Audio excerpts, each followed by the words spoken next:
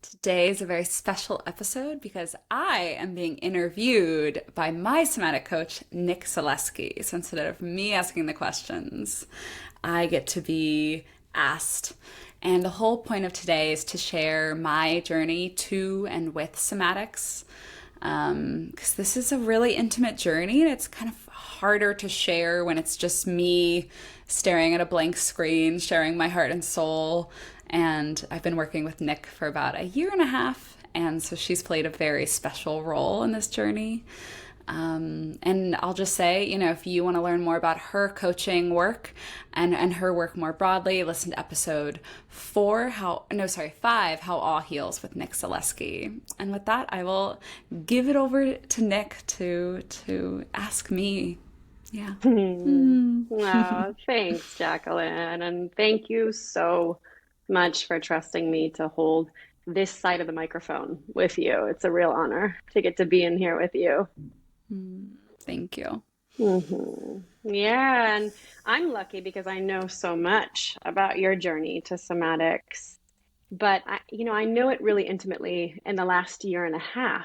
And I imagine that actually that journey began long before you and I started working together, which Yeah. was right before you started your business and really entered in fully into the world of somatics. But I'd love to just hear you start us off by telling me a little bit about where your journey to somatics begins. Yeah. I consider my journey starting in December 2019, January 2020. And, I've had many moments where I was like, surely this must be rock bottom. But that's kind of my one of my rock bottoms. The one that at least catalyzed me to reach for somatics and to really be like, I'm gonna throw some big money at this problem because I've tried the conventional routes.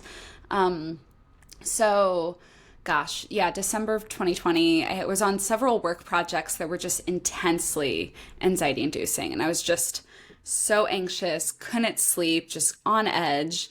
And I had kind of gotten a different insurance. So I was going to try PT for my shoulder, physical therapy. It had bothered me for a while. It kind of progressed from a neck kind of subtle issue to chronic daily pain in grad school when I was really, really struggling with my mental health. And at this point, a few years outside of grad school, I'm just this month in particular was a clusterfuck. And I had been doing PT for, maybe you got 6 sessions before you had to have a doctor refer you. And after those 6, however many weeks that was, I was in more pain. And the PT was like, oh, well, you might have to go on meds then if this isn't helping. And some part of me knew that that just wasn't a route that I should go down. I know where that goes. I've seen it with family members. I've seen it in our culture. I have an addictive personality. I'm not going to do that. And a then roommate referred me to Aiden Kinsella, who I interview in episode 3, and she's a network chiropractor. And network's really very unique, different than traditional chiropractic, but that was the thing that helped me soften and helped me realize how armored I was and realize that I was in such survival mode.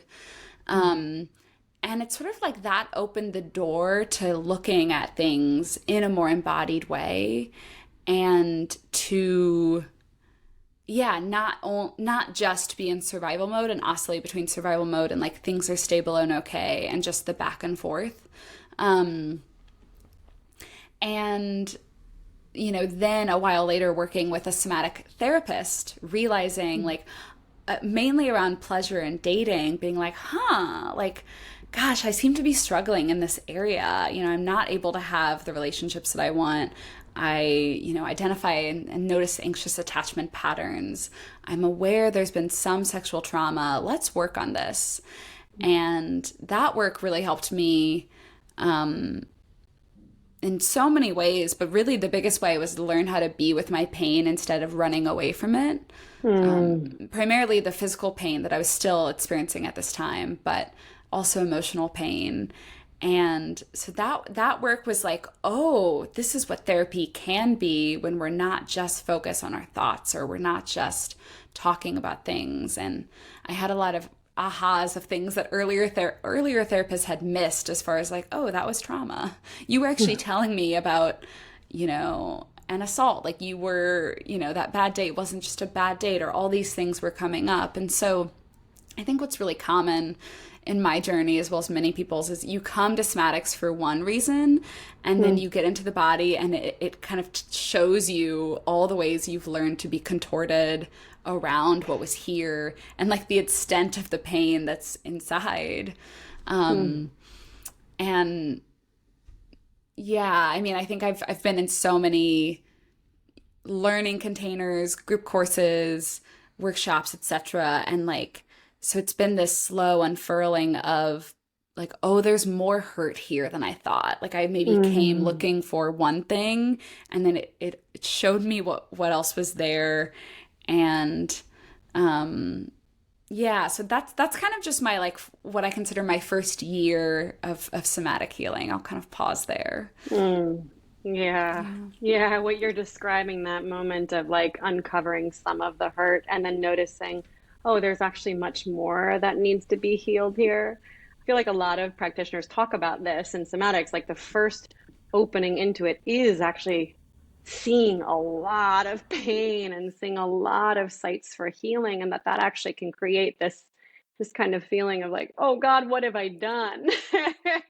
Right? And behind that is deeper, more root level healing, wholeness, aliveness.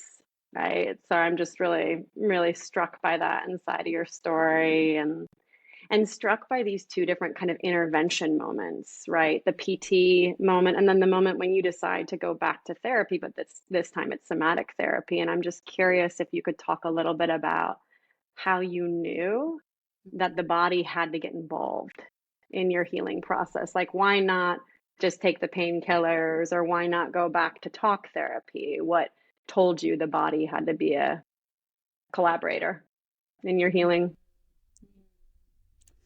I will name just the sheer luck and serendipity. I was lucky enough that I lived with someone who knew of this very niche chiropractic form that is nowhere near mainstream. I was lucky that an old therapist didn't have openings. I reached out to her. And then this woman, Dani Leah Strauss, she was my yoga instructor at Chapel Hill, had become a therapist in this time. And so there were some things that were serendipitous. But I think the most beautiful thing is the human capacity for hope. And that even when we're struggling, there's a part of us that knows that, like, this isn't it. Like, oh, but there've been times when I've been okay. There's been times when I've been happy. There's been times when I haven't been in pain. Yeah, so it's like I don't think that there was a specific knowing, particularly that first time that of starting network chiropractic, but I think by the time I sought out somatic therapy, I had softened enough and I was more in my body. And yet I still felt totally beholden to these patterns of getting like so anxious and so overwhelmed and being like, gee, I'm along for the ride. Like I don't have much control in this situation. And at that point, I had tried the like, let's set intentions every new moon and let's manifest and, EFT tapping, which I still do. I had tried all of these things that might fall under the bucket of positive psychology and just think your way there and just focus on the good. And, and it wasn't enough. And even though I actually felt very clear on what I wanted, I couldn't get there because I was being totally just run by my nervous system that still was very much in survival mode, even though it had softened. And so I'm grateful. Like, I think right around the time I saw seeing the therapist, I was in a group program that was primarily EFT tapping, which I do love EFT tapping, but one of my big premise is there's different tools for different times, and there's not one right tool or one tool for every moment. And in that space, I felt really gaslit, because the whole idea was, well, your thoughts create your reality. And so if you're focusing on what's not working, you're creating that reality. And for someone who's deeply struggling with depression, anxiety, pain, maybe not wanting to live, like, you're saying this is your fault. And you can't get out of those thoughts, but guess what? You're somehow supposed to, and you're creating your own reality. And yes, there is truth there, but it's an incomplete picture of the truth. And so it really like led me to just being drawn to people who are like so embodied and hold a really nuanced view on healing and growth and transformation, and not something that's like a quick fix. Yeah, that experience of feeling gaslit, right? Of feeling like somehow the conditions that I'm in, the experience that I'm having inside of those conditions is my fault, as opposed to there's something deeply flawed about the system and the world, the brokenness of the world that we're all navigating, that how could I not feel kind of weird, Yeah. right? Or sad, or I just think that's a really common experience, especially for folks who are living in a deeply embodied way. So just honoring that, and wondering what you found in somatics that is different than that, right? Like, what are the unique antidotes or the gifts of somatics that offered you a different road in from some of the other modalities of healing that you had experienced prior? I love that question. Yeah, one of the big frameworks that has been supportive for me, and I talk about this in episode 4, the concept that changed my life, the vagus nerve, and really this polyvagal ladder of, this idea and this real biology that we have different adaptive strategies, and that each one of them is a brilliant way of being that evolved to keep us safe, but it evolved when our threats were much shorter term than our current challenges that we live in.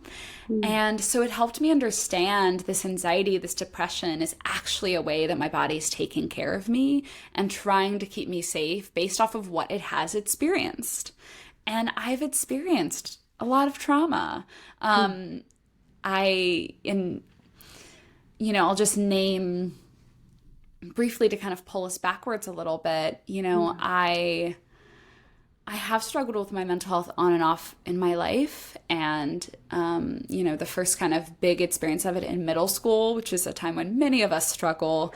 And then I really learned to like put on a mask if it's not okay to show how I'm struggling. And thankfully, therapy, meds, like that was, I don't know, maybe 2 years, but then got better. And then in college, my brother ended his life. And here I was, a go-getter involved in so much and loving what I'm studying, loving what I'm doing, but really feeling like I can't actually like stop and pause. And here I am surrounded by people who, don't really know how to be there for someone who's grieving. Most of us don't know how, but especially like college students. And I was even a residence advisor. So like even where I live, I have to be on.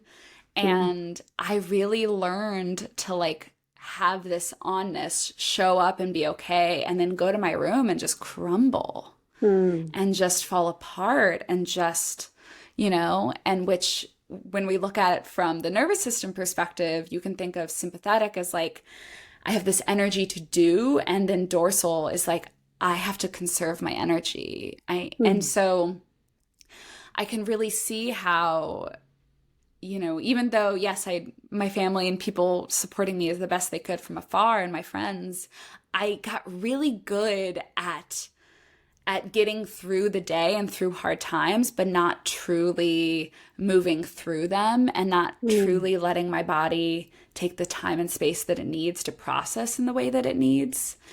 And so, the science of the vagus nerve kind of validated my experiences then and in the past of like, oh, it makes sense why I feel anxious. It makes sense why I can reach a time where I'm like, I need to lay in bed and not talk to anyone. Mm. And so that made me feel not broken, which is just, that in and of itself, to feel like I make sense. This makes sense. Mm. That was so empowering. That was so empowering. And so that is a part of my work now, is like, I want to teach these concepts. And then I think the overarching second thing is just that our body will speak if we listen to it, which of course at first meant that I was feeling a lot of pain because I was going to my body, which felt pain. And it took a long time, but slowly it wasn't just like, and we're a 10 out of 10 on the pain scale. Yeah. It became more nuanced and more like, this part hurts, not everything. And oh, I can start to understand what comes before the pain, or the more subtle ways that it speaks up, or some of the like more causal, oh gee, when I have this emotion that comes before the pain, or just the more nuanced relationship with pain, and ultimately just with sensation and with all the ways that my body was speaking to me, and changing from how I relate to it to being, this is something that I want to fix, I want to get rid of, I need to manage, to being like, oh, there's something here that this has to tell me about my needs, about my desires, about who knows what. And that core concept just grew and grew and grew and grew, and I just rolled with it. And more, I mean, it definitely affected my work of just like, this doesn't feel good. I don't want to do it. I'm sick of trying to force myself to do a job that I actually am less and less interested in. So the two things of like understanding that I'm not broken and understanding what's happening in my body, which my researcher self loves to understand those things. And then the real wisdom of like, my body is speaking, and if I listen, it will speak more clearly. And the more I listen, the more I know what is for me and what's not for me.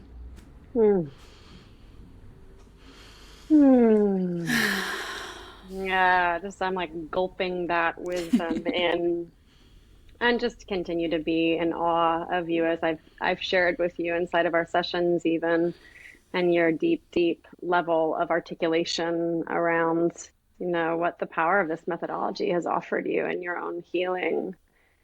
And just that experience of finally recognizing that you're not broken, right? That we're not inherently broken for having strategies to navigate a really broken world.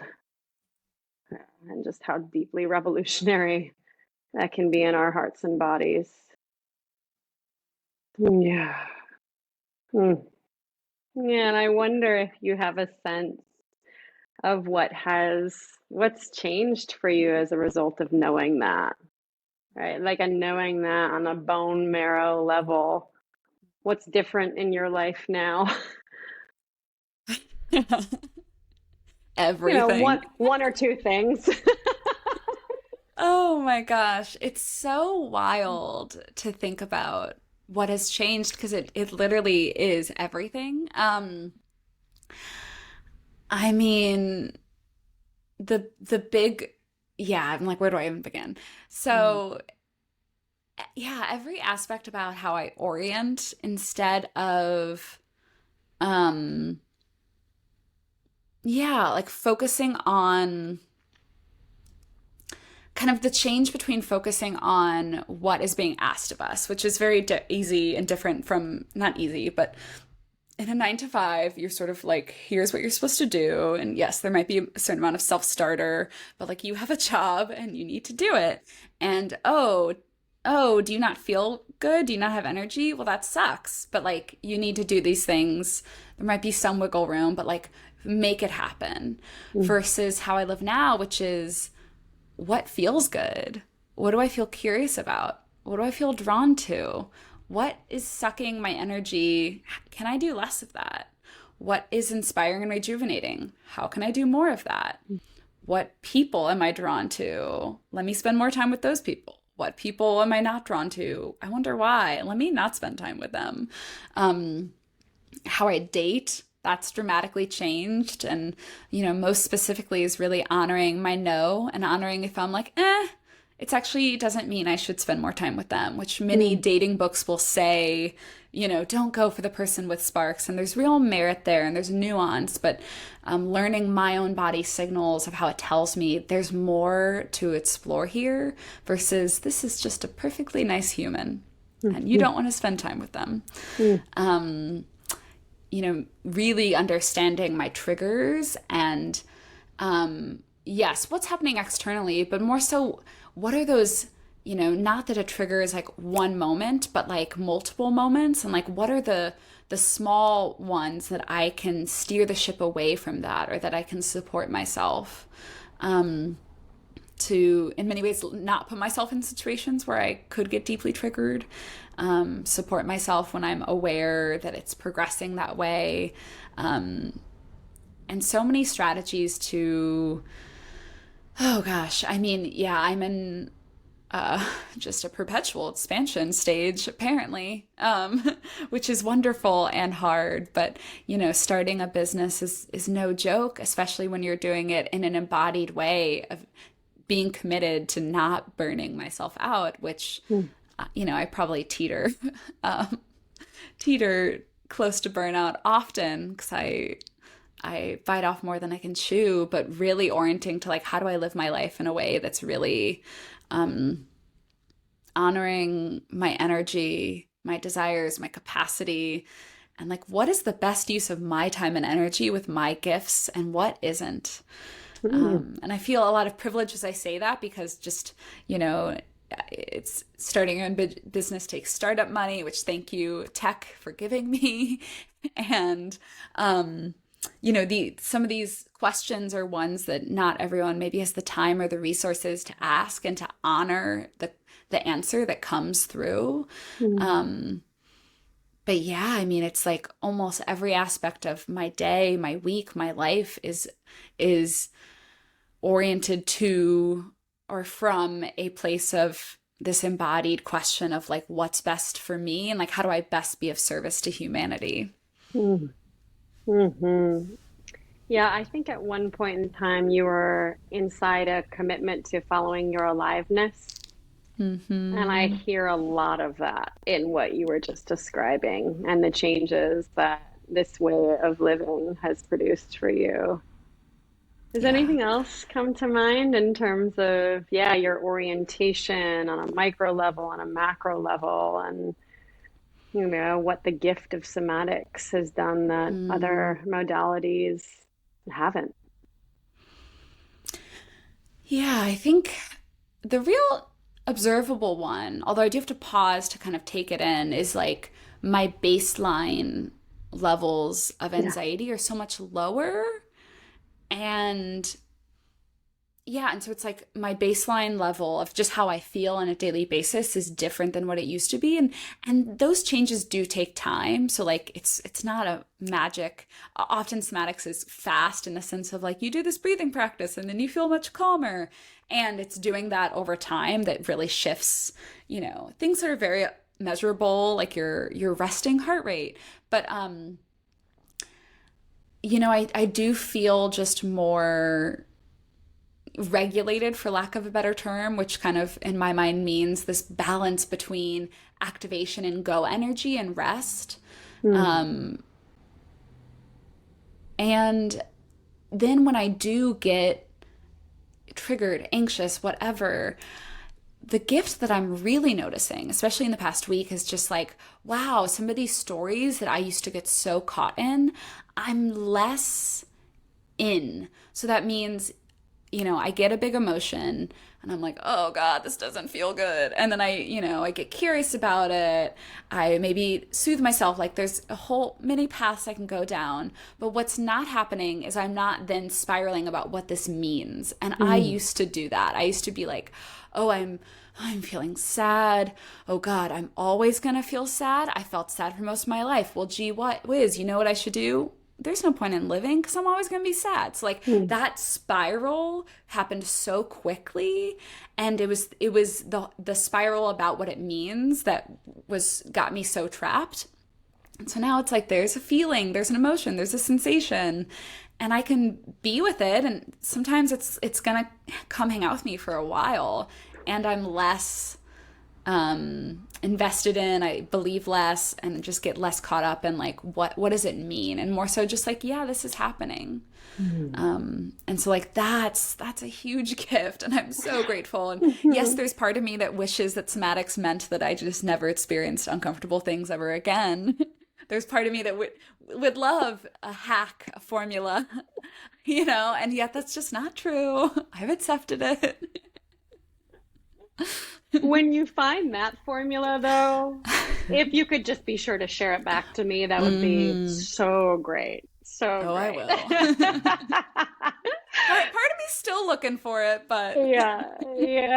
it's like, yeah, if all you did was take deep breaths and meditate, like it would feel good, but you also wouldn't be able to do a whole lot of the other things. And so I'm much more interested in using these concepts, using these practices to not chase bliss or chase this state of being that is actually not attainable 24/7, and just help me be here and be with myself and be hopefully an agent of change and support others. And I think what's liberating about somatics is like, it's just like we all have something very special to contribute to this world, and it can help us all just be in ourselves instead of being here but actually reliving the past, or here but worried about the future. And then whatever we're about, we can just do that in a more present way. Oh, I so appreciate that framing, Jaclyn. And I know that's a deep part of your work, is actually producing more awakeness, right, with your clients and the folks who move through your programs, as opposed to just like feeling okay and blissful and fine, right? And I know I want to get into how and why you frame your work as an act of social justice right next to the science of somatics. So we'll go there. And, I feel so curious on this spot of the changes that you've seen inside of you, thanks to the gifts of somatics. Just what changes you're also hoping to see, right? To get a little vulnerable here, like where your growth edges are right now as you continue committing to this method and committing to this way of being really in the world. And I'm curious about that because I know you've spoken about just how also kind of gaslighting and disorienting it can be to witness practitioners in the field just really show up as if like we have all of our stuff together and have, completed the cycle of healing. So I'm wondering if you could just share where you're at in your growth edges, what changes you still hope to see, how you want somatics to enter in there as a gift to all the listeners. Yeah, well, I'll name the one I'm very presently in, which is having real or radical trust in the universe and just really surrendering. And I think I've had a long-standing, strategy of controlling or overworking or over planning, or all of the ways that we do more to try to control and thus to try to be safe, happy, healthy, etc. And right now I'm getting ready for the next round of my group program, Body Language Lab. I'm gonna be road tripping across the country to go live in Asheville in the fall, and there's been so much up in the air. I've hired a team of 2 people, actually 3 if you count the other coach who'll be in Body Language Lab, and like there's so much novelty and newness and things I have to plan. And, there's one way of looking at this, which is like, I'd have to work really, really hard. I have a lot of hours. I have a lot of things I have to create. Like, I have to be going, I have to be doing, if I'm supposed to find a place to live, wow, I have to, over effort. And instead, I'm really trying to be in this place of trust of being, I will find a place to stay. The right people will come to my program. I will, one thing for me is fully being financially stable in my business. And it's like, that will happen when it should happen, before I run out of money that's supporting me. And so somatics has been really helpful for me. Like when I start to get in that fear space and start to get into the like, oh, I should push through in order to work. I should, do more to kind of come back to myself and really tenderly hold the fear, the parts that are hurting, the parts that would love certainty, and validate them and be like, yeah, this is really hard, isn't it? Mm. And, I mean, that alone is like the biggest invitation I could invite people to do is to just hold your parts, literally with your body, with your hands, and validate them and not try to change them and just honor them. And then certainly doing a lot of other practices, definitely a lot of meditating and journaling to like come back to me and then do a bite-sized piece of work and then come back to me. And because there's, there've been those moments, thankfully more fleeting, but of like, oh my God, what if I've made a huge mistake and this doesn't work out? And then it's like, oh, but what if I had trust that it will work out? What if I had trust in this vision for my life based on my aliveness, based on what feels good, based on what I'm good at? That like, what if my life could be even bigger and better than it is now? Not in this way that we're like chasing the next thing always, but just in the sense of like, there's things that aren't really working here. Let me try this other way. Let's just gather data and explore. So that's the big one is how do I trust? And you have to be regulated. Like we can't have trust when we're in this total fear. I have to do. And for me, when I've been really shut down, oh my gosh, I can't trust at all. So that's the big one that I'm very actively in. And then the other longer question is like, how do you show up authentically in connection, be your full self, name your wounds, engage in conflict in a way that's generative, that's healing for everyone involved, of healing the parts of us that, have fears around connection, have assume we're being criticized, like, and really how can relationships be healing? And I think that in a way, somatics was the prerequisite work that I had to do before I could have those types of relationships. Like you can't have embodied, authentic relationships if you are not in your body and if you are not authentic with yourself. And you can learn a lot about yourself with others. And so many of us have to have the time and space and permission and support to really learn about ourselves without engaging with others. And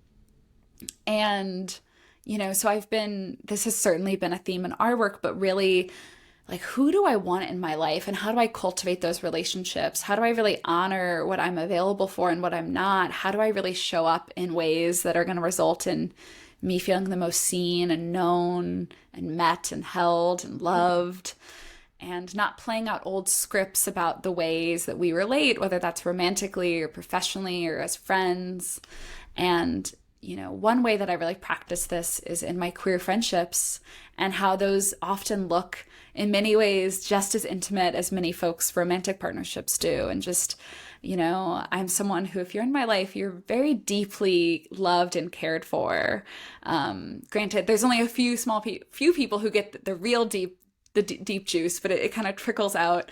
And so, I've had many types of relationships that have been my playground, friendships, collaborators, and some romantic. But I think for me, that's really kind of my next big growth edge, is like taking who I am and all the skills that I have. And, I'm really calling in romantic partnership and a person to grow with. Yeah. Oh, thanks so much, Jaclyn. Yeah, for sharing all that. And I really want to click save on the idea, from the first half of your share there, that we can't really experience embodied trust while we're dysregulated. Yeah. I just think that's such a powerful remembering for listeners, for me in this moment. And that, somatics creates more regulation, more in our system, more space, so that trust, that more is possible in our lives, can enter in. And I'm really touched by that in the first part of your share. And then, of course, in the second piece around relationships and this question of just how to bring more of your authentic self to them and all of you, right? Like not severed 75% of you. And I just think that that's really raw, juicy stuff to share. So thanks. Thank you. Yeah. Yeah. And I wonder too if there are, inside of these changes that you want to see and the changes that you already have seen, if there are any tensions that you hold in the work, right? Like places where I don't know, you feel like this is hard inside of somatics, or I have big questions about this component to it, and the answer could be no, but I'm just curious if Yeah. there's anything there. Yeah. I mean, I'll name the ones. There's some top of mind ones and then there's some deeper ones. But I mean the top of mind one that took a long time to get on board with, and I feel more on board with it now, but is just like, oh, charging for my services. Charging for, hourly coaching for my group program. And like this brought a question of how do I get paid? How do I pay my rent? How do I be able to be a human in this world and do this work that is healing? And that there's this part of me that believes, well, if you do healing work, then it should be free, or it should be low cost, or it should be accessible, or, coming from public health, these big ideals of wanting to help the masses. And yet, the reality is even therapy, it's like, you gotta have great insurance, and good luck even then. It's just like our country has horrible healthcare system, so it's already not great. And I have kind of just come to terms with my one-on-one coaching is unfortunately only for the people who can pay for it. That's my most intimate work. That is it's my one-on-one time. It is my direct energy. It's me holding you so tenderly, attuning to you, and that's actually the domain that I get to charge what I'm worth. And even then I offer mine on a sliding scale, and I give people examples of what might put them in each scale. And it was a big motivator to start my podcast of like, okay, let me do something that's completely free that is still so rich in, help and practices and concepts. But even my group program, the last round that I did it, I was like, wow, I made so much money. Yay. And then I was like, oh, except it's not actually enough money to pay my bills. Dang it. So this tension of like, oh gosh, I want to help people, and really I want to see, capitalism not exist. And yet I am still living within capitalism and I have to pay my bills. And so, certainly that tension exists. But I think to go back to some of the other things we've mentioned, there is a part of me that would love a magic formula that then just made everything easy. And then life was easy peasy and you never had anxiety ever again. And look at you could just be so productive and like, and in some ways I kind of feel like I have to market that ever so subtly to be like, ooh, the vagus nerve, come find out. Yeah, sure. That's and then real. Once you're actually there, I'm like, and here's some nuance. Oh, healing's relational. Oh, no, one session isn't going to fix you. Oh, you can't actually be fixed. Oh, and like, I think we all like, it's like we all to some degree yearn for that. And we've been fed that type of advertising from such a young age. So I honor the part of me and the part in many of us. And then, just the challenge, the more we become aware, the more we're experiencing pain, we're aware of what's not working. And so like, I think a question I have is like, how do I support someone in a way that isn't going to make them go, well, fuck this, or I don't want to go down that hole, or, it's like, yeah, because often it gets a little worse before it gets better. It's like the hero's journey. You're going to go into the underworld to then come out on the other side more whole and more integrated. And another one I'll name is that idea with the the polyvagal ladder, ventral vagals when we're safe, we're connected, we're social, sympathetic activated, dorsal shut down. I think, I don't now, but I used to judge myself of like, oh, I'm activated. That must mean I'm not healed enough, or that's, again, the story behind it. And so I'm really cautious in my work to really center, like, these are all brilliant survival strategies. We evolved to experience them. They're not bad. And so to really, like, I try to incorporate so much nuance in my work of like, none of this is bad. It's all simply your body talking to you. It's okay. Even, one thing I really learned from you is like, you get a permission slip to disassociate. You can actually decide, I'm now going to watch some Netflix, eat some cookie dough, which is what I did last night. So both personally of like, wow, I'm going through a lot and I actually need to just like have a movie night. I don't need to go do breath work about it. I don't need to go find the insights. I don't need to be constantly focusing on my healing. I get to be a human, and this stuff gets to be in service of my humanity, but it doesn't have to be the end all be all. Yeah. May that be the quote forever for your business, Jaclyn. And we don't always have to do breath work about it, right? No. Sometimes that is the right choice. And sometimes, we can, as long as we actually are aware of what's running the show, make a different choice, and that disassociation can be a very powerful strategy inside of many, many, many others, especially when we're aware of what's putting us in a position to, access it.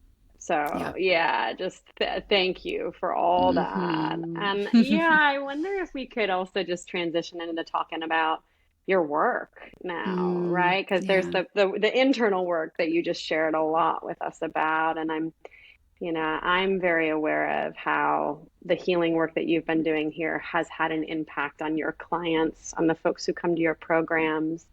And I wonder if you're willing to just speak a little bit about what aspects of your business you're most excited about right now, right? You have this podcast, you have the amazing work that you do one-on-one with clients. You've got Body Language Lab, which is coming up soon, this next round of it, and many other components. So, what's bringing you alive right now in the work that you're doing in the world? Yeah. I feel like I'm just so lucky that I have so much juiciness that I'm working on and that I love all of it. And I'm like, damn girl, okay, you've only had your business for a year and a half and look at what you've created. I'll talk about Body Language Lab. So this is starting again in September. I've run this program twice.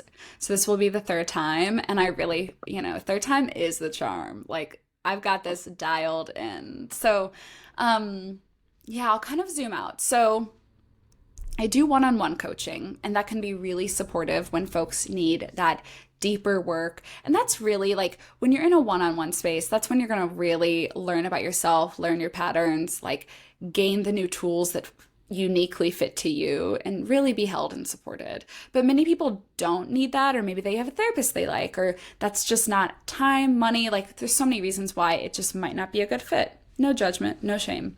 And so Body Language Lab is my online, group course that is really designed to give folks the science, the concepts that fundamentally changed my life and that I see as like the most important things to know from somatics to have an embodied life on purpose. And the somatic practices and tools and capacities that let you live life on your terms. And of course, because I have my background in designing behavior change interventions and research, I really designed it in a beautiful way so that it takes someone on this journey of building their capacity to be with themselves, their sensations, to feel joy, to learning sort of a big picture roadmap of their nervous system, to building those kind of emergency breaks, like I'm going to do this breath practice to calm down now, to really this building out resilience in a way that is less like you can survive hard things and more of like, what are the resources that nurture you? And what is it like to really be restored? Because it's not the same thing as just watching Netflix, which has its time and place. different type of restorative. To, helping people learn how to lean into activated energy and move through it. Because I think oftentimes we can, in somatics and mindfulness, it's like, oh, you just need to calm down. Well, sometimes that energy is actually asking to be used and expressed and moved through to completion. And that's I think the least talked about as far as like mainstream sort of mindfulness. We cover embodied thought work, or like, how do you shift your thoughts by working with your body, not going straight to just like, oh, let me just think differently. Because again, it's like, you can't get to that trust until you're regulated. So how do you work with the body first? And then ending on awe and celebrating and really awed ourselves. Like, we've built this capacity to feel, let's feel joy, which so much of my orientation comes from you. And, the thing that like would make me sign up is this comprehensive video library, because I take you on this journey during the live sessions and these pre-recorded lessons, but this video library is there for people to just drop in and say, okay, I'm feeling activated. Let me do this shaking practice with Jaclyn. Or now Jaclyn's going to guide me through this 20-minute yoga nidra that I'm going to do at the end of my lunch break instead of having another cup of coffee. Like, I really think about it as like, how do I support every learner and every person in their own different journey to learn their own body's language? And so, yes, we'll go on a certain journey together, and you have this whole toolkit for you to like start exploring, start practicing. So I'm sure there's more I could say to describe it, but I've been a health educator since 2012. I've evaluated health education curriculum, which is actually how we met, designed them. Like, this is so fun for me. And the sweetest piece of feedback I got from folks in both rounds was that they didn't expect how fun it would be. Because we talk about stress, we talk about shutting down, and yet, I make it playful and fun. So it's just, I feel so proud sharing it, and just so excited for the folks who have already signed up and for the folks who are going to join us. Yeah, I can feel how fun it already is for you to design it, and is going to be for you to facilitate this third time's a charm round. And it's so fun for me, Jaclyn, because I get a real insider's look at a lot of the breadth of your work and the kind of wild amount of content that you're offering people inside of this program, right? The video library is an offering of its own that already could move mountains inside of people. And I wonder if you could just talk a little bit more about that choose your own adventure journey, because I think it's really different than a lot of what's offered in terms of online programming, which usually looks like very synchronous. Everybody gets together for the same learning on the same track, and you're offering that, but then also this really unique kind of, just melange, collage of services for folks. So can you just talk more about your why in that design? Yeah, absolutely. We all learn in different ways, and life is happening to us in all sorts of ways, sideways, and so I do have this journey as far as there's 7 live sessions that are an hour long over Zoom. And then before that, they get short lessons that are kind of pre-recorded, heavy on the content. And then the live sessions are more somatic, more kind of like we're experiencing this together, some review, some kind of discussion, but it's more experiential. And with that, I'm like, okay, well, I want to really have them build the muscle of awareness first, and then we'll go into, a little bit more science, and then we'll go into restoration and resilience, and kind of in a linear way, what are the capacities and the concepts that people need to know, and when is the best way to learn it? What needs to come first? And so they, I do provide sort of a, here's the practice I recommend you do for the next 2 weeks. Here's a recording, here's journal prompts. If you're going to be in this lesson of, you're expanding your somatic awareness. How, what are all the things that I can do to support you in that, in a very linear way, and in a way that is like, are you going to watch all the things? Great, here you go. Are you just going to show up live? Great, here you go. Are you only going to watch the pre-recorded lesson and then choose your own adventure? Amazing. Like, it really is like, whatever you come for, you're going to get a lot. But then with the video library, it's really designed to be, it is designed by categories of, do you need something before bed? Do you need something to calm down?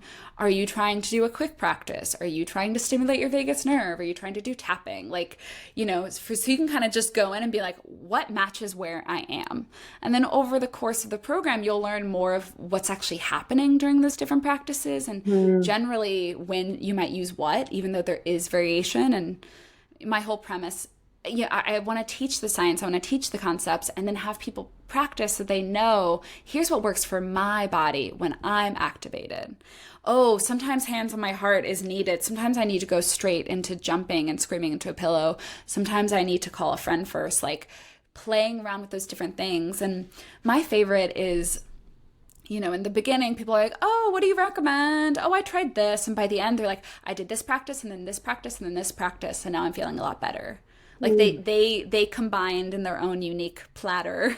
They did their own Chipotle, build your own burrito bowl somatically. And it was both through the learning that happened, in the way that I kind of planned it linearly, and just their own exploration. And I really, I think I felt pressure in the past of like, well, I have to participate in everything. And you just don't. And some weeks you're like, I'm going to have my camera off. I'm going to be like only half here. And other weeks you're going to do it all. And then other times you're going to go back and like, or even you listen to it again and it hits in a different way. And so I really want to honor that we're all starting at different points. Our capacity is different on different days. We all have different styles of learning. And even though the live stuff is only for 3 months, you get access to the materials forever. So it's like, and I say this in the beginning of like, trust in your own process, trust that you're going to get what you need and show up to the best of your ability, because this is not a place to push yourself.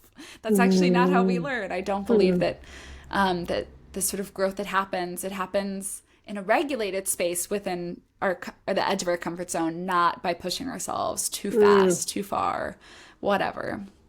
Oh, totally. Yeah. And I really hear inside of that a deep value and orientation to respecting people's bodily autonomy, to respecting people's choice and their own wisdom, authorship, right, around what they need most. And that's different than saying, here's a prescription for your healing, where I'm going to take you from point A to point Z, and that all bodies are going to move through the same process with, right? It's a really different approach, and feels to me also really in line, with justice, right? And with an orientation to social justice. And I know that that's a huge space, really the umbrella that a lot of your work sits inside of, and your framing for how you think about designing programs, and, even your fee-for-service structure, and how you work one-on-one with folks. And I wonder if you could just speak a little bit about why that's been an important pillar to you since the beginning of your business. And I don't even mean from a like PR, tell me about your diversity statement, right? But I mean really like personally, what is it about framing somatics with an orientation and a politicized lens that feels necessary for you? Yeah, thank you. Thank you.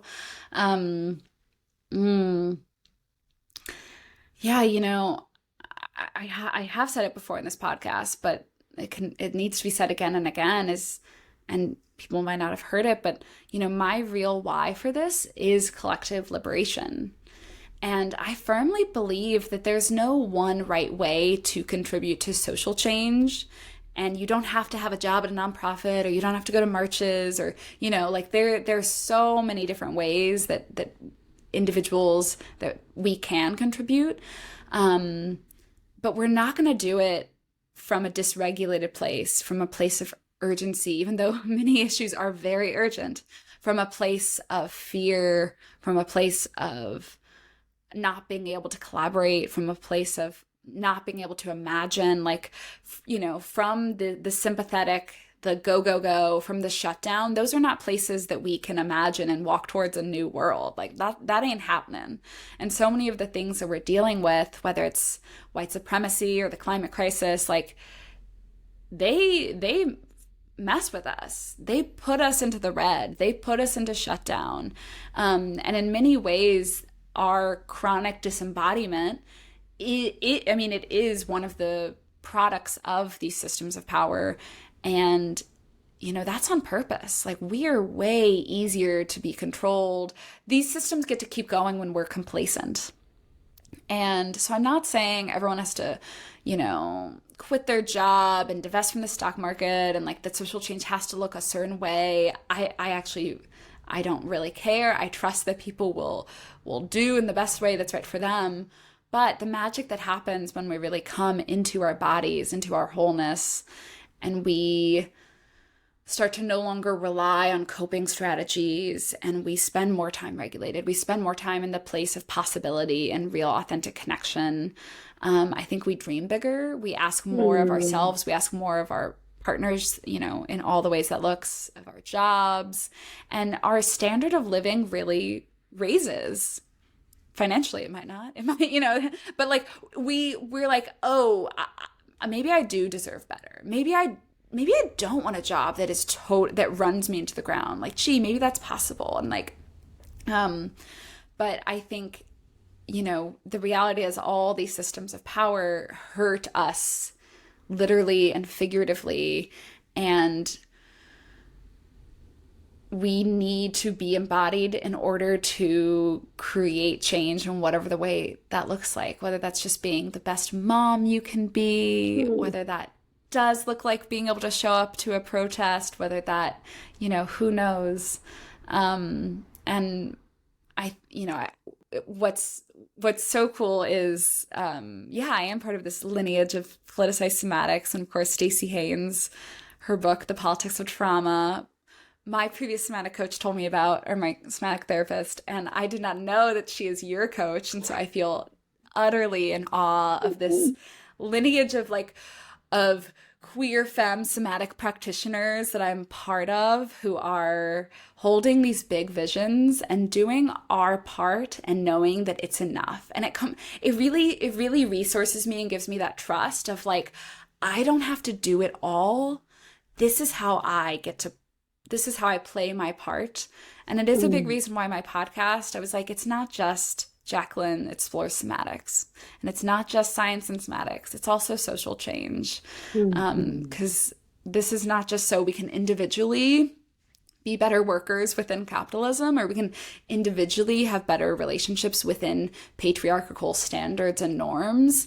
It's so we can actually step outside of those and live life how we want to live in a way that follows our aliveness, and also create a world that feels better for more of us, including the living things that are not human. Yeah. Oh, that's so beautifully said, Jaclyn. Yeah, and I wonder, you're touching on this a little bit, and so, permission to just be redundant here, but just if you could tune into even this next chapter of Body Language Lab and your work with individual clients, the listeners of this conversation and the many others you have inside of this podcast, just what's the hope, the wish, the justice that you really see the folks who encounter your work and the unbelievable power of somatics? What's the dream for them? Which includes you and me, by the way. Thank you. Yeah, self-trust is really coming up as the most overarching of, wanting people to deeply know themselves. Who am I? What am I about? And be able to listen to and honor and act on their internal compass, their body, their intuition, and have that radical self-trust of like, I'm going to follow this. It doesn't make sense, but I'm going to quit my job, or, whatever it is. And yeah, to the point I made and you made earlier of like, we can't access that trust when we're dysregulated. Yeah. When we're spending most of our time anxious or just stressed or in those states of depression. I mean, that self-trust feels miles so far away. Yeah, so really to have this deep relationship with ourselves so that we know what is for us and what's not for us. And we have the tools to get ourselves closer to regulated when we are dysregulated, because it's not a bad thing when it happens, and it's okay if AirPod decided to take a tumble. Yeah, it's not bad when it happens, and it's okay if it takes more than 3 deep breaths to get calm. But really, it's like, how do we live a life that is uniquely for us and doesn't just look good on the outside, or doesn't just meet some standards of success? And so a deep commitment to helping all of us follow our aliveness. Ooh. Yes to somatics as a tool for knowing what's for us and what isn't for us, right? Like, to it being the compass that helps us navigate an otherwise broken world. And it's really, really touching, really, really resonating for me personally. Mm-hmm. And is there anything? Beautiful question. Yeah, well, that's all I was going to, my last question was just going to be, are there any beautiful questions that, you either wish I had asked, or that you've always wanted to be asked publicly in a space where a few ears might be listening? Anything just left front of heart here? Yeah. It's funny because I will find myself like internally having a dialogue, not a dialogue, but like, here's what I want to say on that podcast. Okay, so anything I haven't said.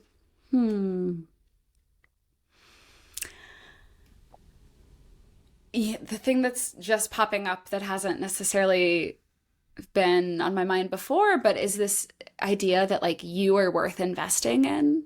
Because when I started my somatic journey, all of this is out of pocket. This stuff isn't covered by insurance, You're lucky if therapy is, you're lucky if acupuncture is, but it's often so many sessions. Like there's real limitations. And I remember just being like, well, I can't afford this. And yet there I was in pain every day, constantly anxious, not wanting to live. And it's like, well, what's the point of making money at all if that's how I'm living my life? And it took a long time, and I had to budget it, and I had to kind of wrap my head around like, okay, this is kind of like getting a second master's, because I of course deep dived into all of this, but in many ways I have gotten my second master's with all the certifications I've done in somatics, but now it's just like, oh, duh. I pay for what makes me feel good. I pay for what helps me come back home to me so that I have the capacity to live the life I want to live. And that is more worth it than, the thing that I was so stubborn about. It was just like pedal to the metal, paying down my student loans. It's like, and so just, not to say that to be like, oh, come pay for my program, even if it's out of reach for you, but to really say like, what are you investing in your time and in your money and your energy? And is that aligned with the life that you want, both for now and short term and the long term vision? And it took me a long time to really be like, no, I am willing to pay for my health. I'm willing to pay for things that are going to be beneficial for me. But wow, has it been worth every penny? And it's different from how other people prioritize their time, money, and energy. But I'm so grateful that this is how I prioritize mine. And so even if folks never paid me a dime, even listening to this podcast, that's a decision on how I'm going to invest my time. And so how do you invest your attention, and making intentions? But really, it's like all of those things. your time, your money, and your energy are investments, and what Mm, investments are worth it to get you to mm, where you want to go. yeah, and thanks for setting that inside of a broader context, right? Which we might call a mental health crisis Yeah, in, yeah, well, I was going to say in our country, but really globally, right? That here does not involve a lot of supports for people financially to invest in their yeah, mental health and their overall well-being, and that means that in defiance and also on purpose and through a lot of strategy, we have to be willing to invest ourselves. And of course, there's lots of complications around that 100%. idea. And I think it's really important to just name it. How, in a way, how fucked up it is that it's on us to continue making those investments, Yeah, and how we get to be in our choice, as you said, about where we make them. So yeah, yeah. really, really appreciate all that. Yeah, yeah, and Mm, to just plug a few affordable options of working with me. This podcast is obviously free. Um, I have a free workshop leveraging the healing power of the vagus nerve on mm, Monday, August 14th at 4:30 p.m. Pacific time. Correct me if I'm wrong. It'll be below. But I teach that workshop twice a year for free because it really is. It's the scientific concepts and the somatic practices that I consider so foundational. And it's the stuff that I will just scream off a rooftop again and again and again. So please come register. And if you can't join live, like this stuff, you'll have ahas. You will see yourself differently. It's so good. And each time I teach it, I refine it so it only gets better.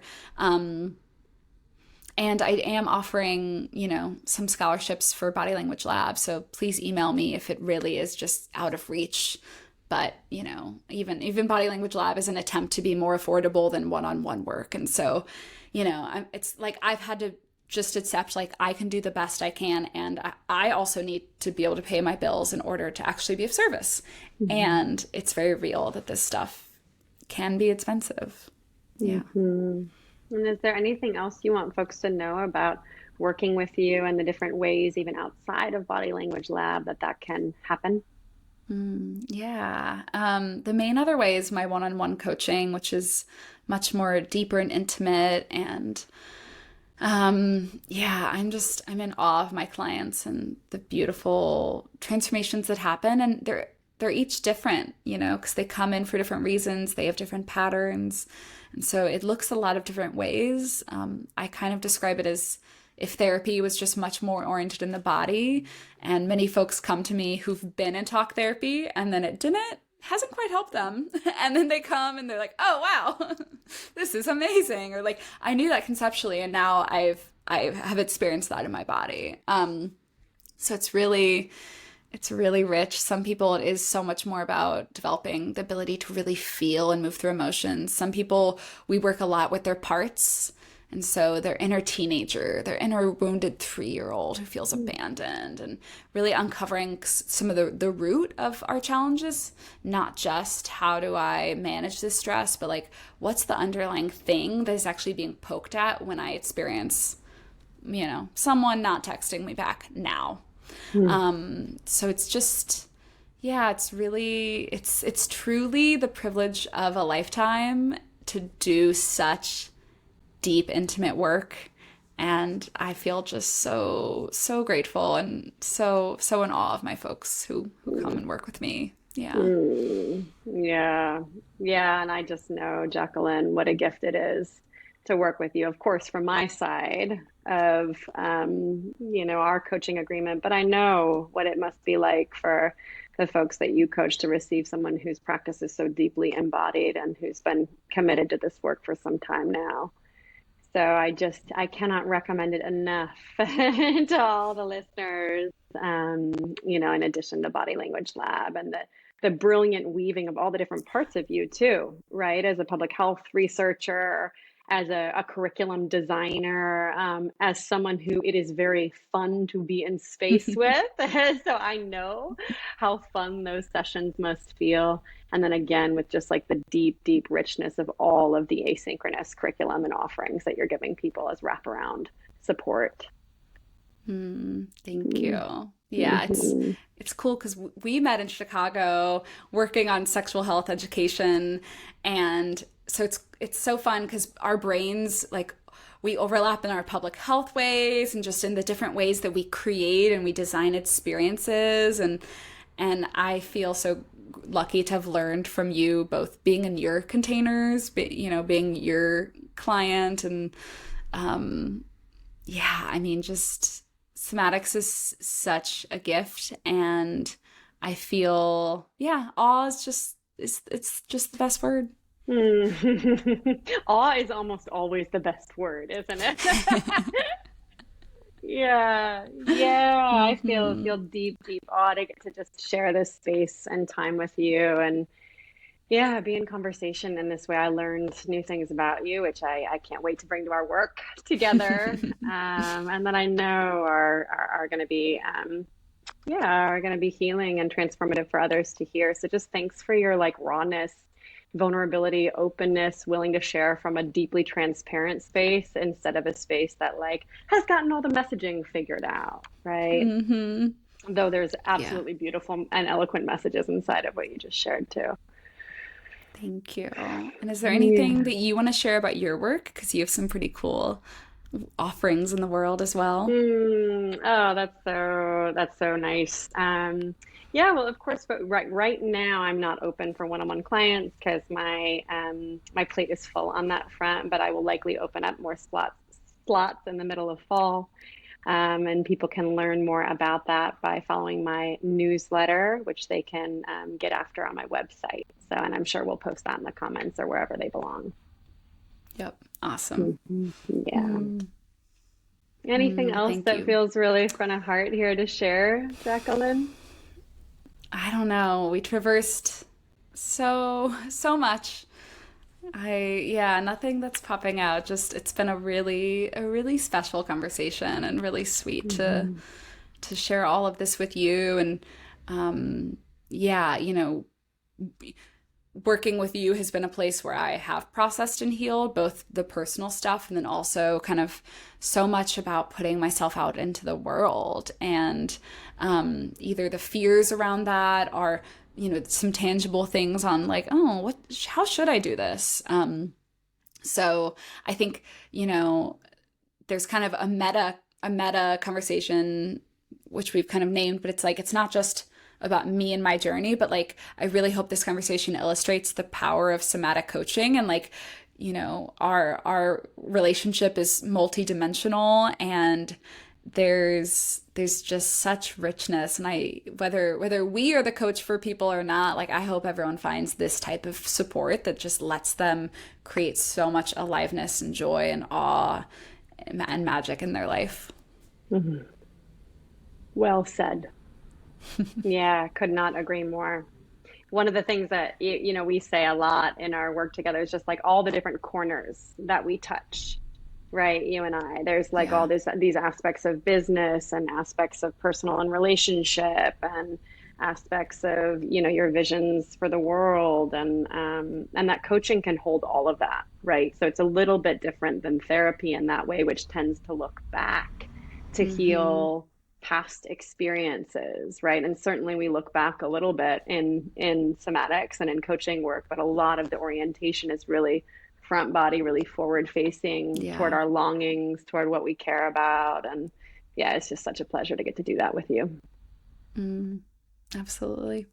Well, thank you for this amazing combo. Thank you.